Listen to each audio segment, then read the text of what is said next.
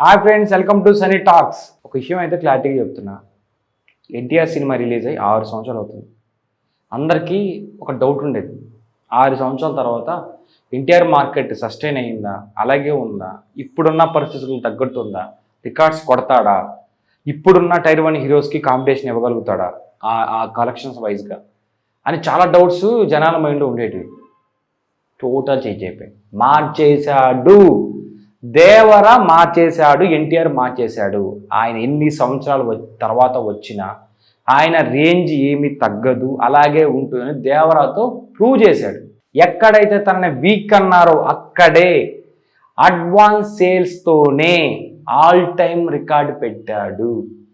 తన సినిమాకి భారీ బడ్జెట్ అవసరం లేదని, తన సినిమాకి బ్లాక్ బాస్టర్ డైరెక్టర్ అవసరం లేదని, పెద్ద గ్రాండియర్ అవసరం లేదని, తన ఒక్కడే ఉంటే చాలు ఆటోమేటిక్గా ఆ హైప్ క్రియేట్ అవుద్ది, ఆ బాక్స్ ఆఫీస్ రికార్డ్స్ క్రియేట్ అవుతాయనే నమ్మకాన్ని క్రియేట్ చేసేది ఎన్టీఆర్.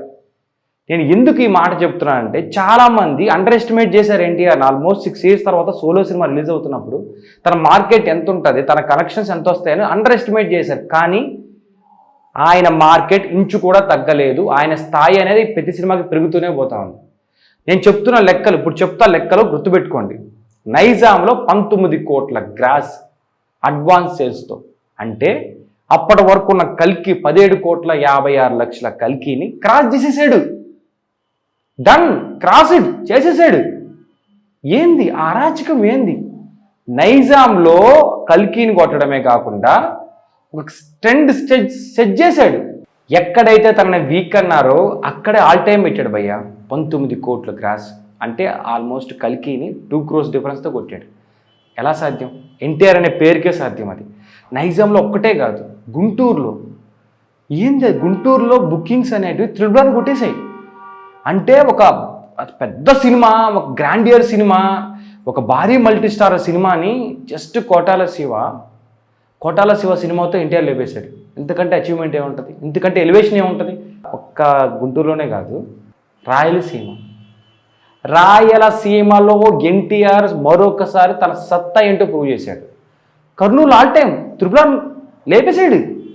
కర్నూలులో లేపేశాడు, అనంతపూర్లో లేపేశాడు, అలాగే నంద్యాలలో లేపేశాడు. అలాగే రిలీజ్ అయిన ప్రతి ఏరియాలో అడ్వాన్స్ సేల్స్తో లేపేశాడు. ఎవరు మరి? రాయలసీమ రారాజు ఎన్టీఆర్. ఇది క్లియర్ కట్గా కనిపిస్తుంది కదా. రిలీజ్ అయిన ప్రతి ఏరియాలో రాయలసీమలో 1 side డామినేషన్ చేశాడు ఎన్టీఆర్. అది ఎవరికి సాధ్యం కాదనిపిస్తుంది. కొంతమంది ఆ ట్రేడ్ పండితులు చెప్పడం బట్టి చూస్తుంటే ఎన్టీఆర్ ఇప్పుడు పెట్టబోయే ఒక ట్రేడ్ మార్క్ రికార్డ్ అనేది ఇంకొక 2-3 సంవత్సరాలైనా కూడా బ్రేక్ చేయమేమో అంటున్నారు. అలాంటి స్ట్రాంగ్ జోన్ ఎన్టీఆర్కి సీడెడ్ అనేది రాయలసీమ అనేది. రాయలసీమ, నైజాము, ఏపీ ఇలా రిలీజ్ అయిన ప్రతి టెరిటరీలో ఎన్టీఆర్ రేంజ్ అంటూ చూపించాడు అందరికి. ముద్దుగా టైగర్ నేషన్ అని పిలుచుకుంటున్నారు మన ఫ్యాన్స్. టైగర్ నేషన్లో 3 క్యాపిటల్స్ అంట, ఒకటి ఏపీ, ఒకటి సీడెడ్, ఒకటి నైజాం అంట. ఇలా ముద్దుగా పిలుచుకుంటున్నారు టైగర్ నేషన్ అని. అమెరికాలో 2 million గ్రాస్, ఇంకో రికార్డు కూడా ఉంది. అమెరికాలో 2.5 million గ్రాస్ అంటే 2 consecutive ఫిలిమ్స్లో 2.5 million గ్రాస్ కొట్టిన ఏకైక హీరో ఎన్టీఆర్ అంట. ఎన్నా తలైవా? ఏపీ టీజీలోనే కాదు, యూఎస్లో కూడా రికార్డ్స్ క్రియేట్ చేస్తున్నాడు. సో దీన్ని బట్టి ఏమర్థమవుతుంది? Every territory under is control, tiger control అని అనిపిస్తుంది నాకు. సో ప్రీ సేల్స్లోనే ఈ రికార్డ్స్ చూశాక ప్రతి ఒక్కరికి ఒక క్లారిటీ అయితే వచ్చింది. Day 1 బుకింగ్స్లో కానీ, Day 1 సెలబ్రేషన్స్లో కానీ, Day 1 ఉండే ఎపోరియల్లో కానీ ఎన్టీఆర్ని మ్యాచ్ చేయడం అంత ఈజీ కాదు. ఎన్టీఆర్ని క్రేజీని మ్యాచ్ చేయడం అంత ఈజీ కాదనిపిస్తుంది. సో దేవరాతో మరొకసారి ఎన్టీఆర్ రేంజ్ అంటూ జనాలకు ప్రూవ్ చేశాడు. రిలీజ్ అయ్యాక బ్లాక్ బాస్టర్ టాక్ వస్తే ఆ అంచనాలు, ఆ క్రేజ్ అనేది శిఖరం దాకా వెళ్తాయి.